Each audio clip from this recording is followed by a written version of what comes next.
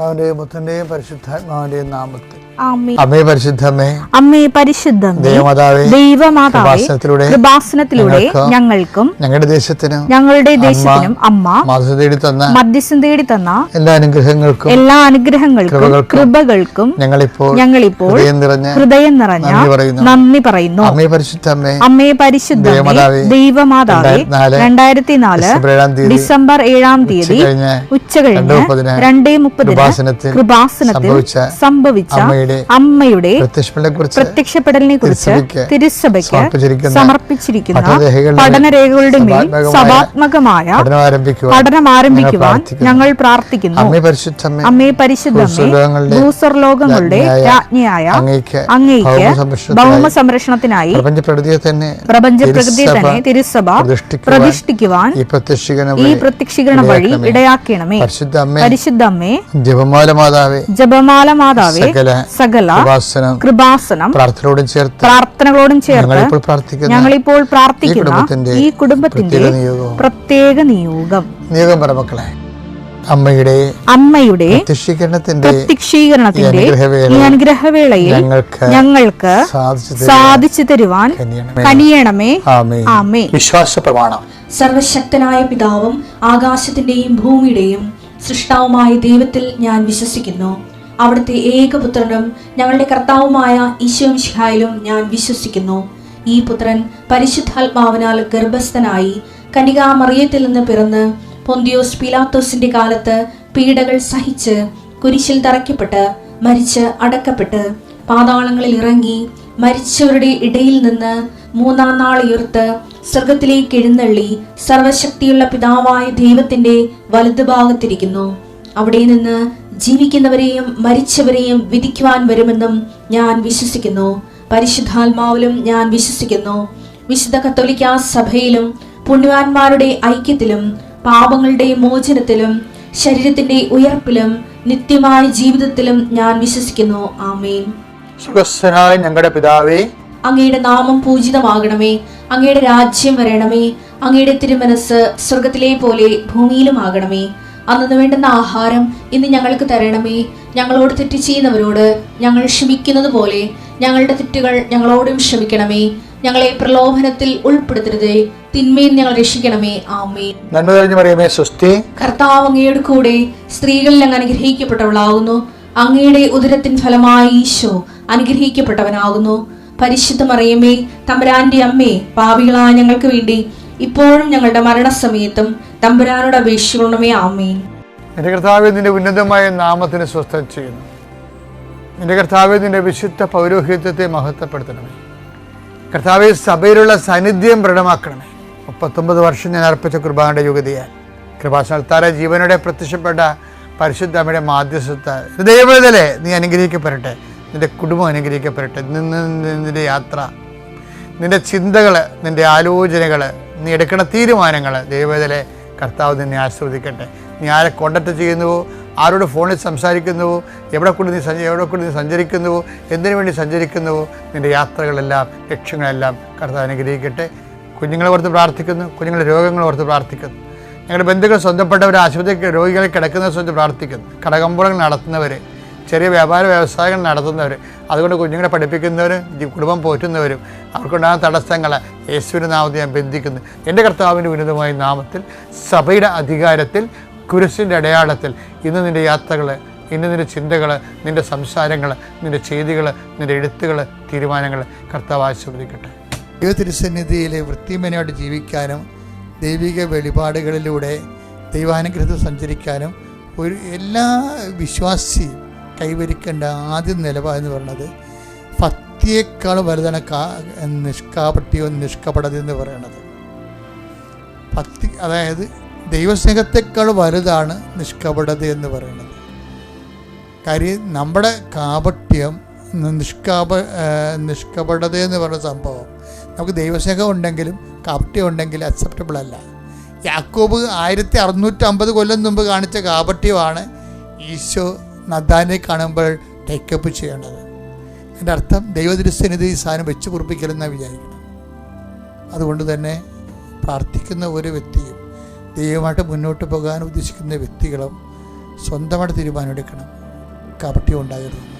നിങ്ങളുടെ നല്ല നിലപാടിൽ, നയങ്ങളിൽ, സമീപനങ്ങളിൽ കപട്ടി ഉണ്ടാകരുത്. കർത്താവിൻ്റെ പ്രലോഭനങ്ങളായിരുന്നു നമ്മുടെ മരുഭൂമിയിൽ. അവിടുന്ന് ആത്മാവ് അവനെ മരുഭൂമിയിലേക്ക് കൂട്ടിക്കൊണ്ടുപോയെന്നല്ലേ. മരുഭൂമിയിൽ രണ്ടാമത്തെ പരീക്ഷ നോക്കിയേ, ലൂക്ക 4:6. പിശാച് അവനോട് പറഞ്ഞു, ഇവയുടെ മേൽ എല്ലാ അധികാരവും മഹത്വവും നിനക്ക് ഞാൻ തരാം. ഇതെല്ലാം എനിക്ക് നൽകപ്പെട്ടിരിക്കുന്നു. എനിക്കിഷ്ടമുള്ളവർക്ക് ഞാൻ ഇത് കൊടുക്കുന്നു. നീ എന്നെ ആരാധിച്ചാൽ ഇവയെല്ലാം നിന്റേതാകും. അപ്പം അതൊക്കെ മുമ്പ് ഉയർന്ന ഒരു സ്ഥലമാണ് കാണിക്കണത് അല്ലെ. അതൊന്ന് വായിച്ചത്. പിശാച് അവനെ ഒരു ഉയർന്ന സ്ഥലത്തേക്ക് കൊണ്ടുപോയി. ഭൂമിയിലെ സകല രാജ്യങ്ങളും ക്ഷണനേരം കൊണ്ട് അവന് കാണിച്ചു കൊടുത്തു. എങ്ങോട്ടാ ഉയർന്ന സ്ഥലത്തേക്ക് കൊണ്ടുപോയെന്ന് പറഞ്ഞില്ലേ. എപ്പോഴും ഈ മരുഭൂമിയിലൂടെയാണ് മരുഭൂമി ചെന്നിട്ട് സംഭവിക്കുന്ന വിഷയങ്ങളാണിത്. ഉയർന്ന സ്ഥലങ്ങൾ, നമുക്ക് കയറി നിൽക്കാൻ പറ്റിയ ഉയർന്ന സ്ഥലങ്ങളെ കാണും. ഒത്തിരി പേര് ആ ഉയർന്ന സ്ഥലത്ത് കയറി നിൽക്കുന്നുണ്ടല്ലോ. എന്നിട്ട് പറഞ്ഞ ഉയർന്ന സ്ഥലത്ത് നിൽക്കുമ്പോൾ നമ്മൾ പൊതുജനങ്ങളെ കാണും, എല്ലാവരെയും കാണും. അപ്പോൾ പിന്നെ എല്ലാവർക്കും അപ്പീലിംഗ് ആകുന്ന രീതിയിൽ നമ്മൾ നമ്മളെ തന്നെ അവതരിപ്പിക്കും. കാപ്പട്ടി പോയ വഴിക്കാണേ. കഴിഞ്ഞ ദിവസങ്ങളിൽ ഒരു വലിയ ഗാനം നല്ലോണം പാടുന്ന ഒരു വ്യക്തിയാണ്. നല്ല പേരുണ്ട് നാട്ടിൽ. അങ്ങനെ പറഞ്ഞു, ഞാൻ ഒരു ബിഷപ്പിനോട് ഞാൻ 5 രൂപ ചോദിച്ച്, എന്നിട്ട് ബിഷപ്പ് എനിക്ക് തന്നില്ല. അതുകൊണ്ട് ഞാൻ സഭയിൽ അതാണ് പുള്ളി ഉദ്ദേശിക്കുന്നത്. അതായത് ഉയർന്നു വരുമ്പോൾ ഈ മനസാക്ഷിക്കുത്തുണ്ടാവില്ല മനുഷ്യന്. അപ്പോൾ ദൈവത്തെ തള്ളിപ്പറഞ്ഞതിന് മനസാക്ഷിക്കുത്തുണ്ടാവില്ല. അപ്പോൾ മനസാക്ഷിക്കുത്തിന് സ്വയം പൊറുക്കാൻ വേണ്ടി ഒരു മാപ്പുസാക്ഷിനെ സൃഷ്ടിച്ചെടുക്കുകയാണ്. വല്ലൂർ പോയി ബിഷപ്പുമാരോട് 5 രൂപ ചോദിക്കുക. അപ്പം തന്നെ കള്ളനാണെന്ന് മനസ്സിലായില്ലേ. അപ്പം തന്നെ ആ പറയണം കള്ളത്തരമാണ്, ആ പറയുന്നതിൻ്റെ ഉദ്ദേശവും കള്ളത്തരമാണെന്ന് മനസ്സിലാവില്ലേ.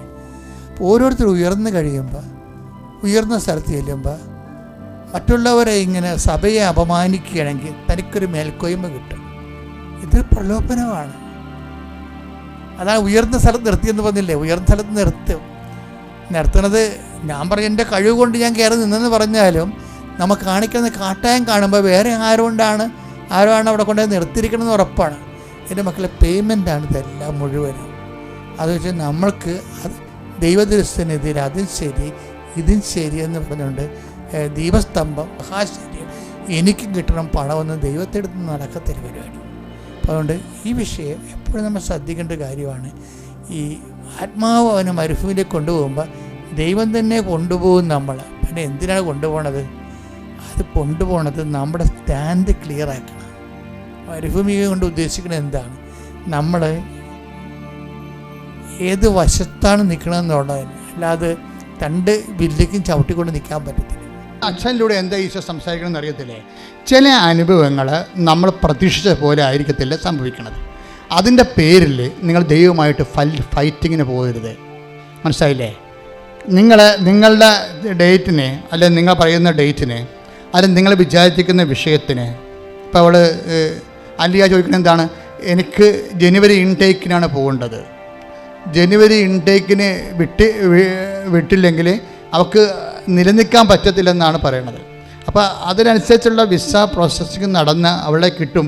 അതിനാണ് ഈ പാസ്പോർട്ടിൽ തൈലം തേച്ചപ്പോൾ മാതാവിൻ്റെ സുഗന്ധം ഉണ്ടായത് തരുമെന്ന. അപ്പോൾ ഞാൻ വിചാരിച്ചു ഇപ്പം തന്നെ തരുമെന്ന് ഞാൻ വിചാരിച്ചു. പക്ഷേ അവളെ കിട്ടിയില്ല. കിട്ടാതെ അപ്പോൾ ഇവൾ പെട്ടെന്ന് സങ്കടപ്പെടുന്നുണ്ട്, ഭയങ്കരമായിട്ട് സങ്കടപ്പെടുന്നുണ്ട്. അപ്പോഴേ അവളുടെ അപ്പൻ ഇതെല്ലാം കണ്ടുകൊണ്ടിരിക്കുകയാണ്. അപ്പന് അന്ന് മുതൽ പിറ്റേ ആഴ്ച മുതൽ വചനം വായിക്കാൻ തുടങ്ങി. അപ്പന് വചനമൊക്കെ ഇഷ്ടമാണെങ്കിലും വചനം വായിക്കാറില്ല. അപ്പൻ സ്വന്തം ഇനിഷ്യേറ്റീവ് എടുത്തുകൊണ്ട് വചനം വായിക്കാൻ തുടങ്ങി. കാരണം ഉടമ്പടിയിലുള്ളതാണല്ലോ വചനം, 1/2 മണിക്കൂർ വചനം വായിക്കണമല്ല. അപ്പൻ്റെ ഉടമ്പടിയുടെ ഭാഗമാണ് പ്രത്യക്ഷീകരണ പ്രാർത്ഥനയൊക്കെ ചെല്ലുമ്പോൾ കേട്ടുകൊണ്ടൊക്കെ ഇരിക്കുമെന്നല്ലാതെ മകളുടെ ആനുകൂല്യങ്ങളിൽ നമുക്ക് അനുഗ്രഹത്തിലും ശമ്പളത്തിലും നമുക്ക് പങ്കാളിത്തം വേണം. മകളുടെ ആത്മീയതയിൽ നമുക്ക് പങ്കാളിത്തം ഇല്ല. അതാണ് പ്രശ്നം. മനസ്സിലായില്ലേ? മകൾ ഇവിടുന്ന് പോയി യൂറോപ്പിൽ പോയി പഠിച്ച് അവളവിടെ ശമ്പളം കിട്ടി, അവൻ്റെ ശമ്പളം അപ്പം ഒപ്പിട്ട് മേടിക്കും. പക്ഷേ ഇവളുടെ ആധ്യാത്മികതയിൽ അത് നിങ്ങളാരെങ്കിലും ചെയ്തേക്കണം. അതാണ് ഇവിടുത്തെ എല്ലാ പുരുഷന്മാർക്കും വന്നിരിക്കുന്ന ഒരു അബദ്ധം. ഭാര്യമാരൊക്കെ ഉണ്ടതൊക്കെ ഇങ്ങനെ സംഭവമൊക്കെ ചെയ്യുക, അവരൊന്നും ചെയ്യത്തില്ല. അവർ ചെറിയ സ്മോളൊക്കെ അടിച്ച് അങ്ങനെ ഇറങ്ങിയൊക്കെ നടക്കും. അത് ആദ്യം ഇൻവെസ്റ്റ് ചെയ്യത്തില്ല. അപ്പന് പക്ഷേ ഇത് മനസ്സിലായി, താൻ കൂടി ഇതിൻ്റെ അകത്ത് വരാതെ ഇനി ശരിയാകത്തില്ലെന്ന്. പുള്ളിക്കാരൻ അപ്പോൾ സ്വന്തം ഇവരാരും പറയാതെ തന്നെ സ്വന്തമായിട്ട് ഉടമ്പടി ഭാഗമായിട്ട് വചനം എടുത്ത് വായിക്കാൻ തുടങ്ങി. വചനം പുള്ളിക്കാരൻ വായിക്കാൻ തുടങ്ങിയതോടുകൂടി ഈ സ്മെല്ല് സുഗന്ധപൂരമായ വീട് മുഴുവൻ നിറയ്ക്കാൻ തുടങ്ങി. ഒരാൾക്ക് മാത്രമല്ല, എല്ലാവർക്കും അനുഭവിക്കാൻ തുടങ്ങി. അന്ന് രാത്രി 3 മണിക്ക് വിസ അടിച്ചു വരും. Praise the lord. സ്തുതിക്കട്ടെ. ഹല്ലേലൂയ.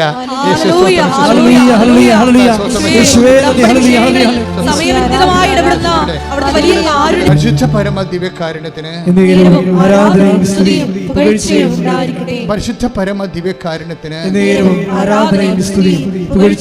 അതായത് എന്താണ് എൻ്റെ മക്കളെ, നിങ്ങൾ ഉടമ്പടി ചെയ്യുമ്പോൾ ഇതൊരു ബൈലാറ്ററൽ എഗ്രിമെൻ്റ് ആണ്. എന്നുവെച്ചാൽ ഉഭയകക്ഷി, 2 കക്ഷികൾ തമ്മിലുള്ള ഒരു കരാറാണ് ശരിക്കും. അതിനകത്ത് നീ ഒരു കക്ഷിയാണ്. നിന്നെ എന്നെയും കക്ഷിയാക്കാൻ ദൈവത്തിന് യാതൊരു സാധ്യതയില്ലാത്തതാണ്. എന്നിട്ടും ദൈവം നമ്മളെ കക്ഷിയാക്കിക്കൊണ്ടാണ് ഈ ഉടമ്പടി ചെയ്തിരിക്കുന്നത്. അതെന്ന് വെച്ചാൽ അതൊരു മാറ്റർ ഓഫ് ഇൻറ്റിമസിയാണ്. നിങ്ങൾ ഉടമ്പടി ചെയ്യുമ്പോൾ ദൈവമായിട്ടാണ് ഞാൻ ഉടമ്പടി ചെയ്തിരിക്കണമെന്ന ബോധം ഉണ്ടാകണം. എൻ്റെ ജീവിതത്തിലും എല്ലാം ആ ബോധം നിലനിർത്തണം. ഞാൻ ദൈവമായിട്ട് ഉടമ്പടി ചെയ്തയാളാണ്. ഇപ്പോൾ ഒരു കോതമംഗലത്തെ ചേട്ടനൊരു സാക്ഷ്യം പറഞ്ഞില്ല, ഇന്ന് വെളുപ്പിനെയാണ് ഞാൻ നോക്കിയത്. ആ ചേട്ടായി ലോകം മുഴുവനുള്ള ധ്യാനകേന്ദ്രങ്ങളിൽ പോണതാണ്. അങ്ങനെയുള്ള പ്രശ്നം ഭയങ്കര പുകവലിയാണ്. അപ്പോൾ പുകവലിയൊക്കെ ഇപ്പോൾ ആൾക്കാർക്ക് കുറച്ചല്ലേ, ഇപ്പോൾ പുകവലി ഇല്ല. ഇപ്പോൾ ചാമ്പ കൊട്ടിച്ച് നടക്കില്ല ആൾക്കാർ, ചെറുപ്പക്കാരാണ് കൊട്ടിച്ച് നടക്കുന്നത്. അപ്പോൾ എന്താ പ്രശ്നം വെച്ച് കഴിഞ്ഞാൽ, അപ്പോൾ ഈ ചേട്ടായിക്ക് ഇത് നടത്തണമെന്നൊക്കെ ആഗ്രഹമുണ്ട്. പക്ഷേ ഉടമ്പടി എടുത്തു കഴിഞ്ഞപ്പോൾ അദ്ദേഹത്തിന് പിന്നെ ഇവിടുന്ന് പോയിട്ട് വലിക്കാൻ അദ്ദേഹം മറന്നുപോയി. കോതമംഗലത്ത് ചെന്നപ്പോഴാണ് വലിക്കാൻ ഓർത്തത്. ഇടയ്ക്ക് ഇവിടെയൊക്കെ ശരിക്കും പുകയും വിട്ടു പോകുന്ന പാർട്ടിയാണ്, ഇടയ്ക്ക് മറന്നുപോയി. കോതമംഗലത്ത് ചെന്നപ്പോൾ ഓർത്ത് കഴിഞ്ഞപ്പോൾ പുള്ളിക്ക് ഭയങ്കരമായ ഒരു സങ്കടം തോന്നി. പുള്ളി 2 പുക വിട്ടേച്ചും സിഗരറ്റ് ഒടിച്ച്. പുള്ളി പറഞ്ഞത്, ഇന്ന് വരെ ഞാൻ പലയിടത്തും പോയി ധ്യാനിച്ചിട്ടുണ്ട്, അപ്പോഴേക്ക് അവിടെ വെച്ച് ഒഴിവാക്കും, പിന്നെയും കുറച്ച് കഴിയുമ്പോൾ തുടങ്ങും. പക്ഷേ ഇപ്പോൾ എത്രയോ നാളുകളായി ഞാൻ ഇന്ന് വരെ അത് എടുത്തിട്ടില്ല എന്ന് പറയാം. അപ്പോൾ ദൈവം നിൻ്റെ കൂടെ വരുന്നു എന്നുള്ള ബോധ്യം, എന്തുകൊണ്ട് നമ്മൾ വിശുദ്ധിയിൽ ജീവിക്കണമെന്ന് പറയണത്, ദൈവം നമ്മുടെ കൂടെ വരുന്നു എന്നുള്ള ബോധ്യം ചിലർക്കുണ്ടാകത്തില്ല. ചിലർക്ക് സാങ്കേതികമായിട്ട് അവിടെ പോയി കുത്തി, ഇവിടെ പോയി കുത്തി, അവിടെ പറഞ്ഞ് ഇവിടുന്ന് അത് മേടിച്ച് അവിടെ ഇത് മേടിച്ചൊക്കെ കൊണ്ടുവന്ന് ഇവിടെ കൊണ്ടുവന്ന് ഡംപ് ചെയ്യും. ഇങ്ങനെയുള്ള ഒരു ന്യൂമറിക്കലായിട്ടും സാങ്കേതികമായിട്ട് ഉടമ്പടി ചെയ്ത് പോകുന്നവരുണ്ട്. അവരെ ഞാൻ പറഞ്ഞ വിളിക്കാൻ തേക്കാൻ മിക്കവർക്കും പണ്ടാകാനുള്ള എല്ലാ സാധ്യതയുണ്ട്. കാര്യം നിങ്ങൾ അറിയണം, ബോധം ഉണ്ടാകണം, എവിടെയാണ് വന്നിരിക്കുന്നത്, എന്താണ് ചെയ്യണത്, ചെയ്യുമ്പോഴുണ്ടാകുന്ന പ്രശ്നം എന്താണ്. ഞാൻ ദൈവമായിട്ട് ഒരു എഗ്രിമെൻറ്റിൽ നിൽക്കുകയാണ് ഞാൻ. അപ്പോൾ അതുകൊണ്ട് ഞാനൊരു കക്ഷി, ദൈവം ഒരു കക്ഷി. ഞാൻ ദൈവത്തോട് ചില കാര്യങ്ങൾ പറഞ്ഞിട്ടുണ്ട്, ഇന്നതുപോലെ എൻ്റെ ജീവിതം പച്ചപിടിക്കാൻ വേണ്ടി ഇന്ന കാര്യങ്ങൾ എൻ്റെ ഒരു കഴിവില്ല, അത് നീ നിൻ്റെ കൃപയിൽ എനിക്ക് ചെയ്തു തരണം. അപ്പോൾ ഞാൻ ദൈവത്തോട് പറഞ്ഞിട്ടുണ്ട്, നിൻ്റെ വചനം അനുസരിച്ച് ഞാൻ ജീവിച്ചോളാം, ഞാൻ ചെയ്തോളാം. ഇതെല്ലാം നീ ദൈവമായിട്ട് ആ ഉടമ്പടി നിലനിൽക്കുന്നിടത്തോളം കാലം ഇതെല്ലാം നീ സന്തോഷത്തോടെയും സ്നേഹത്തോടെയും പാലിക്കണം. എന്തെങ്കിലും ചെയ്യണമെങ്കിൽ സന്തോഷത്തോടെ ചെയ്യാൻ പറ്റത്തുള്ളൂ. ഇപ്പോൾ ആ മനുഷ്യൻ പുകവലി അവസാനിപ്പിച്ചെന്ന് പറയണം. അപ്പോൾ പുകവലിയുടെ ആനുകൂല്യങ്ങൾ ഇനി എനിക്ക് കിട്ടത്തില്ലല്ലോ, എനിക്ക് ബോറടിക്കുമ്പോഴും എന്തെങ്കിലും മനസ്സസ്വസ്ഥ വരുമ്പോഴും 2 പുക വിട്ടാലല്ലേ എനിക്ക് സമാധാനമുള്ളൂ. ഇപ്പോൾ ഞാൻ അത് എൻ്റെ വലിയ ആനക്കാരും ദൈവത്തിന് വേണ്ടി ഉപേക്ഷിച്ചല്ലോ എന്ന് പറഞ്ഞിട്ട് നിനക്ക് സിഗരറ്റിനെ കുറിച്ചൊരു വേദന തോന്നിയാൽ നീ അത് ഉപേക്ഷിച്ചിട്ടില്ല ഒരിക്കലും. നിനക്ക് സന്തോഷം ഉണ്ടാകണം. എന്തെങ്കിലും ക്രിസ്തുവിന് വേണ്ടി, ഇപ്പോൾ തെറ്റായ ഒരു ബന്ധത്തിലാണ്, പ്രണയബന്ധമാകാം, അതുപോലെ തന്നെ ഭർത്താവ് ഭാര്യ ജീവിച്ചിരിക്കുമ്പോൾ ഉണ്ടാകുന്ന മറ്റ് സ്ത്രീകളുമായിട്ടുള്ള പുരുഷന്മാരുള്ള ബന്ധമാകാം. പക്ഷേ നീ അത് ഉടമ്പടിയിൽ ഉപേക്ഷിക്കുമ്പോൾ നിനക്ക് സന്തോഷത്തോടെയാണ് നീ ഉപേക്ഷിക്കേണ്ടത്. അല്ലാതെ അയ്യോ ഇനിയിപ്പോൾ എങ്ങനെയാണ് ഇത് ഉടമ്പടി കഴിയുമ്പോൾ ഇനി പിന്നെ പഴയതുപോലെ അക്കൗണ്ട് തുടങ്ങിയേക്കാവുന്ന അങ്ങനെയൊക്കെ ആണെങ്കിൽ ഇപ്പം തന്നെ ഉടമ്പടി ഇല്ല, ഉടമ്പടിയിലല്ല. നീ വന്ന് വെറുതെ ആലപ്പുഴ വന്ന് പണി മേടിച്ചിരിക്കുകയും ദൈവത്തിനെ പറ്റിക്കാൻ വേണ്ടി വന്നിരിക്കുകയാണ്. നീ ഇതൊക്കെ ചിലപ്പോൾ നിനക്ക് ചുറ്റിക്കളി ഔട്ട് പോസ്റ്റും അതുപോലെ തന്നെ സ്റ്റെപ്പിനെയൊക്കെ ഉണ്ടാകുന്ന പാർട്ടിയാണെങ്കിൽ വിചാരിച്ചോ. അപ്പോൾ നീ വിചാരിക്കണം 90 ദിവസം വരെ ഇങ്ങനെ കടിച്ചു പിടിച്ചൊക്കെ നിൽക്കാം, അത് കഴിയുമ്പോൾ പിന്നെയും പഴയ പല കലാപരിപാടി തുടങ്ങാം എന്നൊക്കെയാണെങ്കിൽ നിനക്ക് ഉടമ്പടി നീ ചെയ്യുന്നില്ല. അതാ മനസ്സിലാവും. നീ ഉടമ്പടിയിലല്ല നീ. കാരണം ദൈവത്തിനെ പറ്റിക്കാവുന്ന നേരത്തെ, അപ്പോൾ നിൻ്റെ മനസ്സ് ദൈവത്തിന് അറിയാമല്ലോ, പറ്റിപ്പാണ്, ഉടായ്പം കൊണ്ട് വന്നിരിക്കുകയാണ്, തൽക്കാലം കൈ കാണിക്കാനുള്ള പറ്റിപ്പഴപ്പ് പരിപാടിക്ക് ഇറങ്ങിയിരിക്കുകയാണെന്ന് പറയുമ്പോൾ തന്നെ വന്ന് പണി മേടിച്ചവരെ ഇരിക്കും. എന്തിനാ വെറുതെ വീട്ടിലിരിക്കുന്ന ആൾ ആലപ്പുഴ വന്ന് പണി മേടിക്കേണ്ട വല്ല ആവശ്യമുണ്ടോ? വീട്ടിലിരിക്കാൻ പറ്റേ. അപ്പോൾ നിങ്ങൾ ഒരിക്കലും ഇത് ചെയ്യുകയാണെങ്കിൽ കർത്താവിൻ്റെ സന്തോഷത്തെ, അതാണ് സന്തോഷത്തോടെ 13 അധ്യായം എന്ത് ദൈവത്തിന് വേണ്ടി നഷ്ടപ്പെടുത്തിയാൽ, എന്തെങ്കിലും നഷ്ടപ്പെടുത്തിയാൽ അത് ദൈവം അത് അക്സെപ്റ്റ് ചെയ്യണമെങ്കിൽ നിനക്ക് സന്തോഷമുണ്ടാകണം. മനസ്സിലായില്ലേ? നീ എന്തെങ്കിലും പാപകരമായോ അതിൻ്റെ കാര്യങ്ങൾ ദൈവത്തിന് പ്രയോജനമില്ലാത്ത കാര്യങ്ങൾ നിൻ്റെ കയ്യിലുള്ളത് ദൈവത്തിന് വേണ്ടി നീ വേണ്ടെന്ന് വെച്ചാൽ, ഒഴിവാക്കിയാൽ, നിനക്ക് നിരാശയോടെ സങ്കടത്തോടെ ആണെങ്കിൽ ദൈവം അത് അക്സെപ്റ്റ് ചെയ്യത്തില്ല. പിന്നെ എന്ത് ചെയ്യണം? സന്തോഷത്തോടെയാണ് ചെയ്യേണ്ടത്. അത് സന്തോഷത്തോടെ ചെയ്താലേ അത് അക്സെപ്റ്റ് ചെയ്യത്തുള്ളൂ. സങ്കടത്തോടെ, കാര്യം ഒരു യുവാവിന് ഭയങ്കര ധനമുണ്ടായില്ലേ, അപ്പോൾ അത് വിൽക്കണമെന്ന് പറഞ്ഞപ്പോൾ അവൻ സങ്കടത്തോടെ പോയെന്ന് പറഞ്ഞില്ലേ. അപ്പോൾ നമ്മൾ ചെയ്യുന്ന പ്രവൃത്തികളിൽ നമുക്ക് സന്തോഷമോ സങ്കടമോ ഉണ്ടാകട്ടെ. ഇത് വേർഡ് ഓഫ് ഗോഡ് സന്തോഷത്തോടെ പോയി. 13-ാം അധ്യായം ശ്രദ്ധിക്കട്ടെ. മത്തായി ശ്ലീഹ 13:44 വായിച്ചോളൂ. സ്വർഗ്ഗരാജ്യം വയലിൽ ഒളിച്ചു വെച്ചിരിക്കുന്ന നിധിക്കു തുല്യം. അത് കണ്ടെത്തുന്നവൻ അത് മറച്ചു വെക്കുകയും സന്തോഷത്തോടെ പോയി തനിക്കുള്ളതെല്ലാം വിറ്റ് ആ വയൽ വാങ്ങുകയും ചെയ്യുന്നു. ഈ വയൽ വാങ്ങിയ ആൾക്കാരാണ് അഭിഷേകപിതാവും മാതാവും. മനസ്സിലായില്ലേ? തനിക്കുള്ളതെല്ലാം വിറ്റ്, അവർ വിൽക്കാൻ വെച്ചുകൊണ്ടിരിക്കുകയായിരുന്നു. കുറച്ച് സംഭവമൊക്കെ അവർക്ക് സ്വന്തമായിട്ട് ഉണ്ടായിരുന്നതാണ്. അവിടെ നാട്, അവിടെ വീട്, പ്രസവിക്കാൻ നല്ലൊരു ഇടം, അവിടെ അമ്മയുടെ പരിചരണങ്ങൾ, അന്നാവുമ്മയുടെ പരിചരണങ്ങൾ, ഇങ്ങനെ കുറേ കാര്യം മാതാവ് വിറ്റിട്ടുണ്ട്. മാതാവ് ഈ പുൽത്തൊട്ടിയിൽ ഉണ്ണീശയുമായിട്ട് പെറ്റ് കിടക്കുമ്പോൾ ഹൃദയത്തിൽ സംഗ്രഹിച്ചെന്ന് പറഞ്ഞാൽ സന്തോഷത്തോടെ പോയി തനിക്കുള്ളതാൻ വിറ്റ ദൈവരാജ്യത്തിൻ്റെ ആദ്യ പൈതലാണ്. കൈയിട്ടിച്ച് കർത്താവിനെ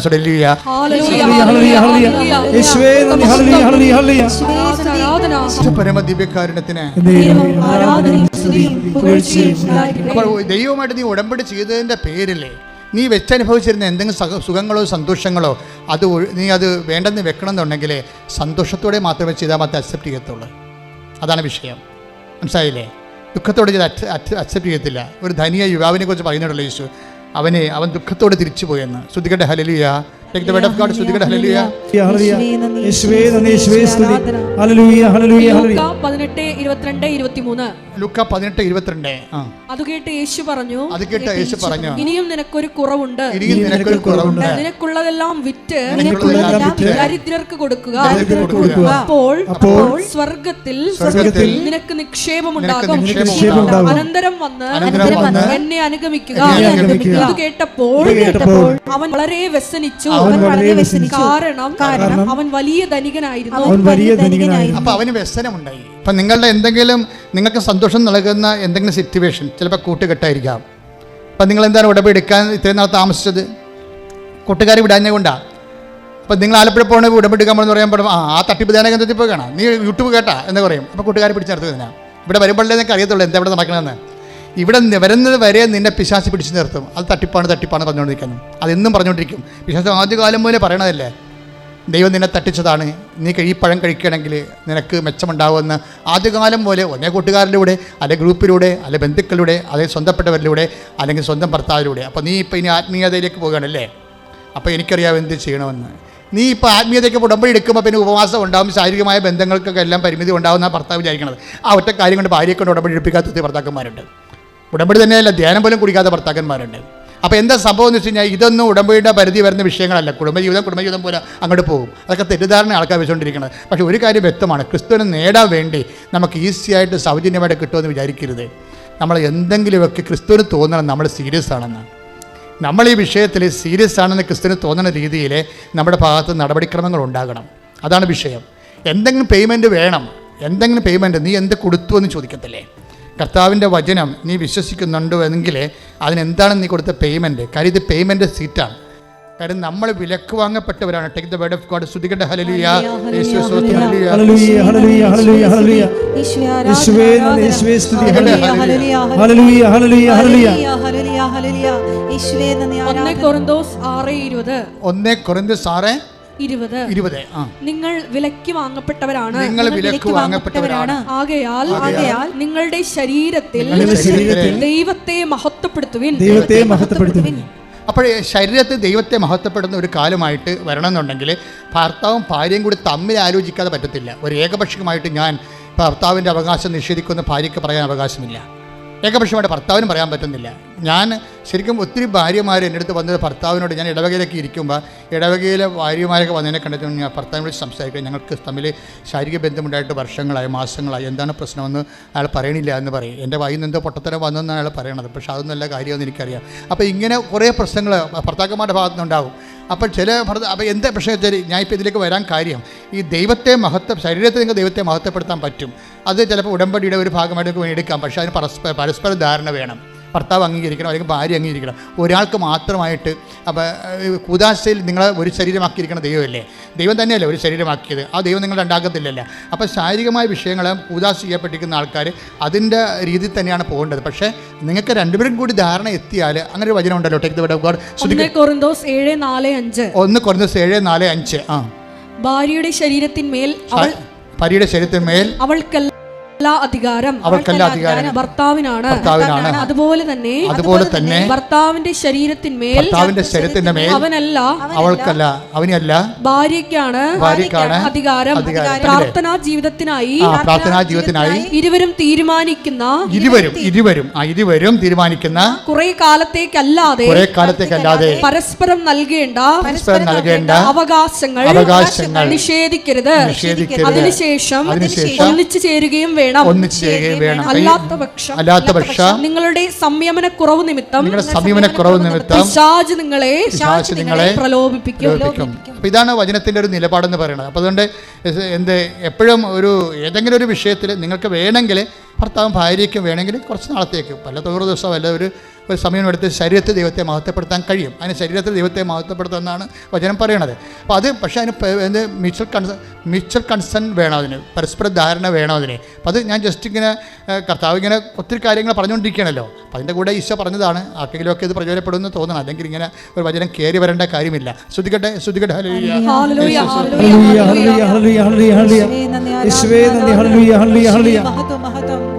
പരിശുദ്ധ പരമ ദിവ്യകാരുണ്യത്തിന് what is our point? Our point അമ്മ ഹൃദയത്തിൽ സംഗ്രഹിച്ചാണല്ലോ ഇവിടുത്തെ വിഷയം. അമ്മയുടെ ഹൃദയത്തിൽ സംഗ്രഹം എന്ന് പറയുന്നത് സന്തോഷമായിരുന്നു എന്നാണ് ഇപ്പോൾ പരിശുദ്ധാത്മ പറയണത്, അല്ലാതെ നിരാശയല്ല. ഈ ഇടയന്മാർ പ്രാകൃതരായ മനുഷ്യർ, പരിചയമില്ലാത്ത മനുഷ്യർ, ബന്ധുക്കളല്ലാത്തവരെ കണ്ടെങ്കിലും അമ്മയ്ക്കുള്ളിൽ സന്തോഷമാണ്. കാര്യം എന്താണ്? അപ്പൻ പറഞ്ഞ വാക്ക് ഇപ്പം പാലിക്കുന്നില്ലെങ്കിലും അപ്പൻ അത് ഭാവിയിൽ പാലിക്കുമെന്നുള്ള സന്തോഷമാണ്. തൻ്റെ കാര്യം അതിൻ്റെ പേരിലാണ് തനിക്കുള്ളതെല്ലാം അമ്മ വിറ്റത്. സ്വന്തം വീട്, സ്വന്തം നാട്, സ്വന്തം ബന്ധുക്കളെ പ്രസവിച്ച് കിടക്കാനുള്ള സുരക്ഷിതമായ ഇടം കൊടുത്തിട്ട് അമ്മ നിരാശയോടെ അല്ല പോകുന്നത്. ഓരോ വീട്ടിലും നാട്ടിലും ചെല്ലുമ്പോൾ അമ്മയ്ക്ക് സത്തത്തിൽ സ്ഥലം ലഭിച്ചില്ല എന്ന് പറയുമ്പോൾ ആ ലഭിക്കാത്ത ഇല്ലായ്മയ്ക്ക് അമ്മയ്ക്ക് സങ്കടമില്ലായിരുന്നോ എന്നാ പറഞ്ഞത്? എന്താ കാര്യം? അമ്മ ഇതെല്ലാം കൊടുത്തിരിക്കുന്നത് സന്തോഷത്തോടെയാണ്. ശ്രുതികട്ടെ ഹല്ലേലൂയ.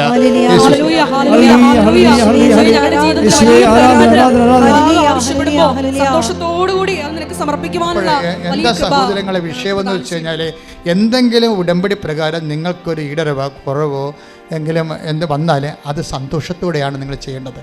പിന്നെ വചനത്തിൽ ചില കാര്യങ്ങൾ ഷിഫ്റ്റിംഗ് വരും. ഇപ്പം ചിലപ്പോൾ നടക്കണില്ല എന്നുണ്ടെങ്കിലും അത് നടക്കത്തില്ലെന്ന് നിങ്ങൾ ധരിക്കരുത്. ഇപ്പം നടക്കണില്ലെന്നേ ഉള്ളൂ. അപ്പം അത് നാളെ നടക്കാം. അതാണ് അമ്മയുടെ ഹൃദയത്തിൽ സംഭവിക്കാൻ കാരണം. ഉടമ്പടിയിൽ ഇങ്ങനെ വരും, ഇപ്പം നടക്കില്ല. പക്ഷേ എനിക്ക് അവളുടെ അതായത് സിജിമോളിൻ്റെ സാക്ഷിയില്ലേ, സിജിമോളുടെ സാക്ഷ്യത്തിൽ ഉണ്ടാകുന്നൊരു വിഷയം. ഇപ്പം സിജിമോൾ ഉടമ്പടി എടുത്ത് ഇവിടുന്ന് പോകുമ്പോൾ പുറത്തോട്ട് ഇറങ്ങുമ്പോൾ തന്നെ റോഡിൽ നിന്ന് വലിയൊരു മഴവില്ല് റോഡിൽ നിന്ന് വളഞ്ഞാകാശം മുട്ട നിൽക്കും. അത് മഴവില്ലാണ് ശരിക്കും. അപ്പോൾ സിജിമോൾ ഉടനെ പറയണത് എൻ്റെ ഉടമ്പടി കർത്താവ് സ്ഥിരീകരിച്ചെന്നാണ്. എന്താ കാര്യം? സിജിമോളോട് ഉടമ്പടി ചെയ്യുമ്പോൾ അമ്മയോട് പറഞ്ഞു, അമ്മ ഡിസംബർ 30 എൻ്റെ ആങ്ങളുടെ കല്യാണം നടത്തണം. നിങ്ങൾ ഉടമ്പടിയുടെ റേഞ്ച് മനസ്സിലാക്കണം. ഉടമ്പടി അവളുടെ ഡേറ്റ് ഇട്ട് ഉടമ്പടി ചെയ്തിരിക്കുകയാണ്. ഡിസംബർ 30 അമ്മ എൻ്റെ ആങ്ങളെ കല്യാണം വേണ്ടെന്ന് പറഞ്ഞ് നടക്കണതാണ്. എത്ര വർഷമായി? ഇപ്പോൾ 40-40 വയസ്സുണ്ടെന്ന് തോന്നുന്നു ആ കക്ഷിക്ക്.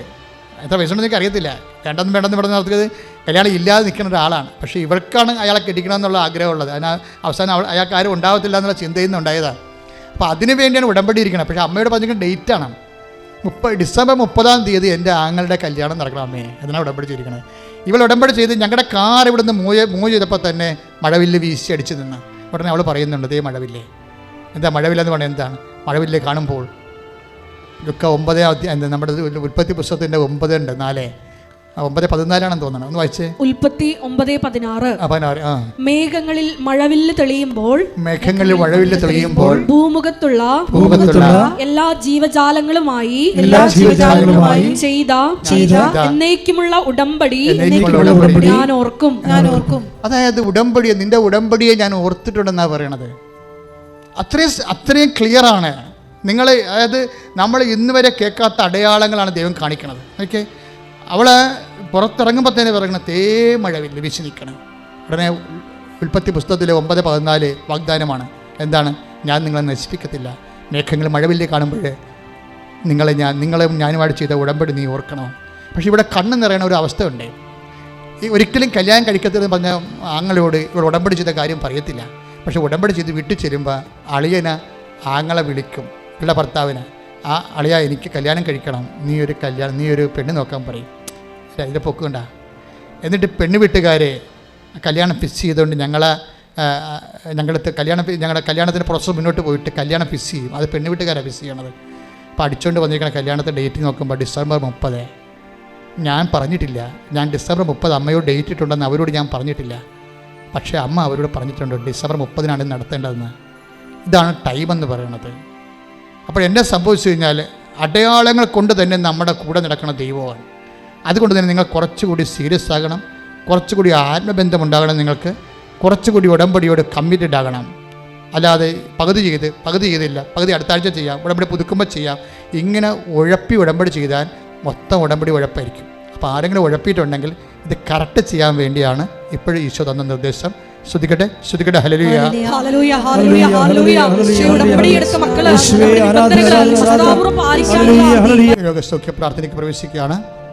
ശ്രദ്ധിക്കട്ടെ. ഹല്ലേലൂയ, ഹല്ലേലൂയ, ഹല്ലേലൂയ,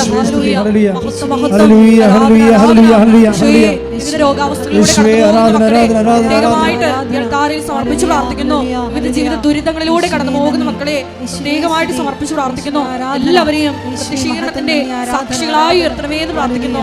ഹല്ലേലൂയ. എൻ്റെ പ്രിയപ്പെട്ടവരെ, രോഗസൗഖ്യ പ്രാർത്ഥനയുടെ സമയമാണ്.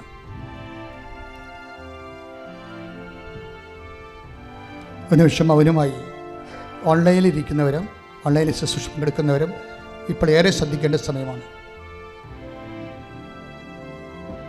കർത്താവിനെ തന്നെ സൂക്ഷിച്ച് നോക്കുക. കർത്താവിനെ നോക്കുന്നവർ പ്രകാശത്തിലാകാം. വിശ്വാസത്തോടെ നോക്കുന്നവരെ അവരുടെ ജീവിതത്തിൻ്റെ ഏതെല്ലാം ഘട്ടങ്ങളാണ് ഇരുട്ട് തളം കെട്ടി നിൽക്കുന്നത്, അവിടെയെല്ലാം കർത്താവിൻ്റെ കരുണയുടെ കൃപയുടെ പ്രകാശം വീശുന്ന സമയമാണ്. അച്ഛൻ പ്രാർത്ഥിക്കുമ്പോൾ ശ്രദ്ധിക്കട്ടെ. ഹല്ലേലൂയ. കർത്താവ് ഈശോ ഒന്നും സാധ്യമല്ലാത്തവനെ, ഈശോ എല്ലാം സാധ്യമായവനെ, ഈശോയെ നിനക്ക് സ്വസ്ത്രവും നിനക്ക് സ്തുതിയും, നിനക്ക് ബഹുമാനവും നിനക്ക് ആരാധ്യം അർപ്പിക്കുന്ന കർത്താവ് നിന്റെ വിശുദ്ധ പൗരോഹിത്യത്തെ മഹത്വപ്പെടുത്തണമേ. കർത്താവ് സഭയിലുള്ള സാന്നിധ്യം പ്രകടമാക്കണമേ. 56 കൊല്ലം അർപ്പിച്ച കൃപാനയുടെ യോഗ്യതയാണ്.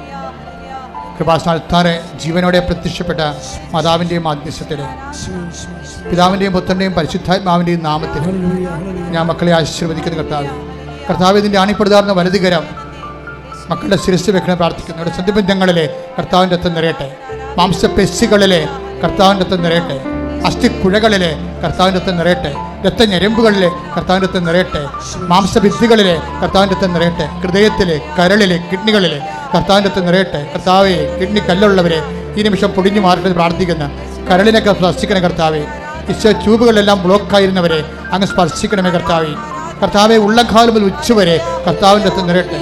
എൻ്റെ കർത്താവിൻ്റെ ഉന്നതമായ നാമത്തിലെ സഭയുടെ അധികാരത്തിലെ കുരിശിൻ്റെ അടയാളത്തിലെ ദൈവത്തിൻ്റെ ശക്തി ഞാൻ മക്കളെ ആശീർവദിക്കുന്ന യേശുവേ നിന്റെ വിശുദ്ധ പൗരോഹിത്യത്തെ മഹത്വപ്പെടുത്തണമേ കർത്താവേ സഭയിലുള്ള സാന്നിധ്യം പ്രകടമാക്കണമേ. അമ്മേ, പരിശുദ്ധമ്മേ, ദേവമാതാവേ, എല്ലാ മക്കളെയും സ്പർശിക്കണമേ. Lord Jesus Christ, pour out His Spirit, touch with the fire finger, soak with the precious blood, Lord, infuse His Spirit. I command to you in the name of Jesus Christ to be healed. കർത്താവേ, വാതരോഗങ്ങൾ, വിസർപ്പ രോഗങ്ങൾ, psoriasis രോഗങ്ങൾ, അസ്ഥിരോഗങ്ങൾ യേശുവിന്റെ നാമത്തിൽ സൗഖ്യം പ്രാപിക്കട്ടെ. ഈശോ, ഹൃദയ രോഗങ്ങൾ, ഹൃദയത്തിൽ വാൽവിന് ബ്ലോക്കുള്ളവര്, valve ശ്വസിക്കുന്നവര്, കരരോഗങ്ങള്, കർത്താവ് ഫാറ്റ് ലിവർ ഉള്ളവര് കർത്താവ് അവിടെ തൊട്ട് സ്പർശിക്കട്ടെ. ഈശോയെ, കണ്ണിന് കാഴ്ചക്കുറവുള്ളവര്, ചെവിക്ക് കേൾവിക്കുറവുള്ളവര് യേശുവിന്റെ നാമത്തിൽ സ്പർശിക്കട്ടെ. തൈറോയ്ഡ് രോഗികള്, ടോൺസൈറ്റ് രോഗികള് കർത്താവെ തൊണ്ടയിൽ സ്പർശിക്കട്ടെ. സ്പോണ്ടിലോസിസ് അസുഖമുള്ളവര് കർത്താവെ തൊണ്ടയിൽ സ്പർശിക്കണമേ. പിൻകഴുത്തിൽ സ്പർശിക്കണമേ യേശുവിന്റെ നാമത്തിൽ.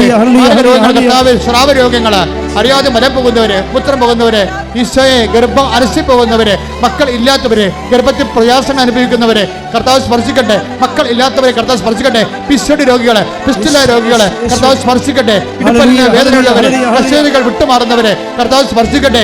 യേശുവിന്റെ ശക്തി. ഉറക്കമില്ലാത്തവരെ, പ്രഷർ രോഗികള്, ഉറങ്ങാതെ നടക്കുന്നവരെ, ഈ പ്രഷർ രോഗികളുടെ മേൽ കർത്താവിന്റെ ശക്തി പ്രവർത്തിക്കട്ടെ.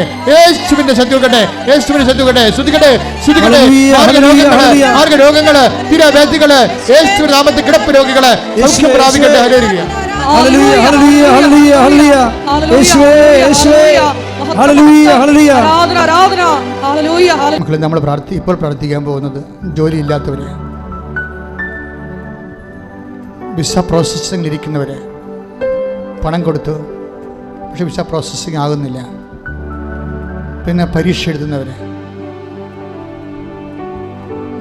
ബിടെക്കും PSCയും MOSും അതും IELTSും IITയും ഇങ്ങനെ പ്രൊഫഷണൽ പരീക്ഷ എഴുതുന്നവർ, MBBS MD എഞ്ചിനീയറിംഗ് അതിൻ്റെയൊക്കെ പരീക്ഷ എഴുതുന്നവർ, അതിൻ്റെ അഡ്മിഷന് വേണ്ടി ഇപ്പോഴും അഡ്മിഷൻ ലഭിക്കാതെ വിഷമിക്കുന്നവർ, എൻ്റെ ഒരു വർഷം കൂടി പോയില്ലെന്ന് ഓർത്ത് വിഷമിക്കുന്നവർ, അവരെല്ലാം ഇപ്പോൾ സമർപ്പിച്ച് പ്രാർത്ഥിക്കാം. മുല കുടിക്കാത്ത കുഞ്ഞിനെ ഈശോ കാണിച്ചു തരുന്നുണ്ട്. ആ കുഞ്ഞിനെ അമ്മയും അതുപോലെ കുറേ പേരെ സമർപ്പിച്ച് പ്രാർത്ഥിക്കണമെന്ന് പരിശുദ്ധാത്മാവിൻ്റെ സൂചനയാണ്. കുഞ്ഞ് കുടിക്കണില്ല, അതാണ് പ്രശ്നം. അതിൻ്റെ പേരിൽ അമ്മയും കുഞ്ഞും അനുഭവിക്കുന്ന പ്രത്യേക പ്രയാസങ്ങളുണ്ട്. അവരെ സമർപ്പിക്കുന്നു. ഗർഭിണികൾ സമർപ്പിക്കുന്നു. മക്കളില്ലാത്തവർ സമർപ്പിക്കുന്നു. സാമ്പത്തികമായ വലിയ ബാധ്യതകളിൽ കഴിയുന്നവരെ, വിൽക്കാനും കൊടുക്കാനും കൈമാറാനും ഒന്നുമില്ലാതെ കടം മാത്രമുള്ളവരെ സമർപ്പിക്കുന്നു. കർത്താവേ, നീയാണ് വഴി, ഞങ്ങളുടെ ഉടമ്പടിയാണ് ഞങ്ങളുടെ ആസ്തി, നീ അവരെ നിലനിർത്തണമേ എന്ന് പ്രാർത്ഥിക്കുന്നു. വിറ്റ് സ്ഥലങ്ങളും കെട്ടിടങ്ങളും വ്യവസായങ്ങളും വ്യാപാരങ്ങളും വിറ്റുമാറാൻ ആഗ്രഹിക്കുന്നവർ, ജപ്തി വരുന്നുമ്പോൾ വിറ്റുമാറാൻ ആഗ്രഹിക്കുന്നവർ, ജപ്തി വന്നിട്ടും വിറ്റുമാറിയാൽ കൊള്ളാം അതിനുള്ള ചാൻസ് ആഗ്രഹിക്കുന്നവർ എല്ലാവരെയും സമർപ്പിച്ച് പ്രാർത്ഥിക്കുന്നു.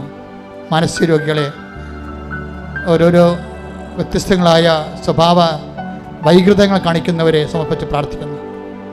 ഓട്ടിസംകാരെ സംബന്ധിച്ച് പ്രാർത്ഥിക്കുന്നു. അതുപോലെ തന്നെ എപ്പിലെപ്സി,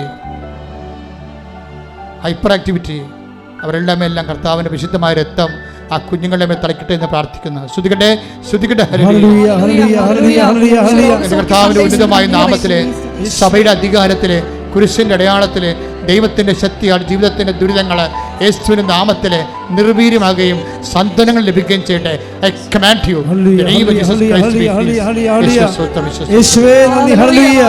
പരമദിവ്യകാരുണ്യത്തിന് എൻ്റെ മക്കളെ, അതായത് മനുഷ്യൻ്റെ വേറെ ചില തടസ്സങ്ങളുണ്ട്, അതിർത്തി തർക്കമുള്ളവർ. അതുകൊണ്ട് വേര് കെട്ടാൻ പറ്റണില്ല, മതിൽ കെട്ടാൻ പറ്റണില്ല, വഴി കിട്ടാത്തതിൻ്റെ കാര്യം പുരയിടം വിൽക്കാനോ പൊറുക്കാനോ പറ്റണില്ല, ശുദ്ധവെള്ളം പോലും കിട്ടാത്ത ആൾക്കാരുണ്ട്. കോടതിയിലും അതുപോലെ തന്നെ കേസ് എടുക്കണില്ല, അങ്ങനെ കേസ് എടുക്കാത്തവരുണ്ട്, ഭാഗ്യവിടുമ്പടി നടക്കാത്തവരുണ്ട്, മക്കൾക്ക് പൈസ കൊടുത്തിട്ട് തിരിച്ചു കിട്ടാത്ത, ജോലിയുമില്ല പൈസയും ഇല്ലാത്ത അവസ്ഥയിൽ വിഷമിക്കുന്നവരുണ്ട്. അവരെല്ലാം സമർപ്പിച്ച് പ്രാർത്ഥിക്കുന്നു. അവരെല്ലാം കർത്താവിൻ്റെ തിരുസേനയിൽ കൈകൾ ഉയർത്തിക്കൊണ്ട് കണ്ണീരോടെ ശ്രദ്ധിക്കട്ടെ. എല്ലാവരും ശ്രദ്ധിക്കട്ടെ. കർത്താവിൻ്റെ ഉന്നതമായ നാമത്തിൽ, സഭയുടെ അധികാരത്തിൽ, കുരിശിൻ്റെ അടയാളത്തിൽ, ദൈവത്തിൻ്റെ ശക്തി, തെറ്റായ പ്രണയബന്ധങ്ങളെല്ലാം എല്ലാം അകപ്പെട്ടിരിക്കുന്നവരെ കർത്താവിൻ്റെ കാരുണ്യത്തിൽ, രാജ്യം വിട്ട് പോയിട്ടുള്ളവരെ, ജയിലിൽ കിടക്കുന്നവരെ, അപ്പനെ അമ്മനെ വിളിക്കാത്തവരെ, ഫോൺ പോലും എടുക്കാത്തവരെ, അപ്പനമ്മയെ തിരക്കാത്തവരെ, ഇങ്ങനെയുള്ള എല്ലാവിധ വൈകൃതങ്ങളിൽ പെട്ടിരിക്കുന്ന ആൾക്കാരെ എല്ലാം യേശുവിന്റെ നാമത്തിൽ വിടുതൽ ലഭിക്കട്ടെ. ശ്രദ്ധിക്കട്ടെ, ശ്രദ്ധിക്കട്ടെ. ഹല്ലേലൂയ, ഹല്ലേലൂയ, ഹല്ലേലൂയ. യേശുവേ ആരാധന, ആരാധന.